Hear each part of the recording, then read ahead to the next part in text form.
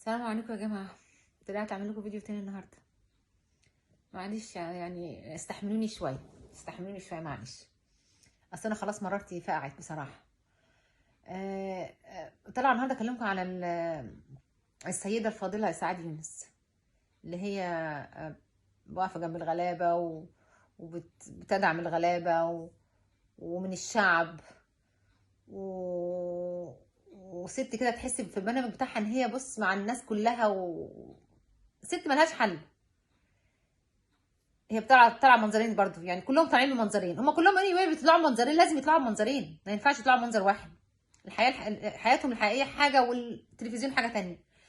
تيجي تشوفيها بقى في العزاء او في الافراح او في اي مناسبه، واحده تانية خالص، مالهاش دعوه بالشعب، ما تقدرش على حد، متكبره على الناس كلها، ماشيه ويا ارض تهدم عليك قدي، ما حدش يكلمني. ما هو انت نفس الشخصيه على فكره اللي بتيجي في البرنامج بتاعك وتدعمي الغلابه وبتقعدي معاهم وبتاكلي معاهم ومحسسانا ان انت مننا يعني. بس عن وجه الاخر انت واحده ثانيه خالص.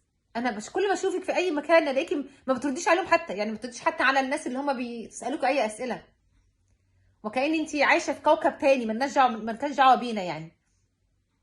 ف يعني ميك اب يور مايند، هل انت من الشعب ولا هل انت من الطبقه الثانيه؟ عشان نبقى عارفين بس يعني. برضو انا عموما كنت بتفرج عليكي زمان يعني، بس انا ما عرفت ان انت بتطلعي منظرين وعرفت الحاجات دي كلها وعرفتك على حقيقتك، ما عدتش بتفرج عليكي خالص وما عدتش بحبك خالص، معلش ما تزعليش مني، وما عدتش بتفرج عليكي. ام سوري، ما عدتش بتفرج عليكي خالص.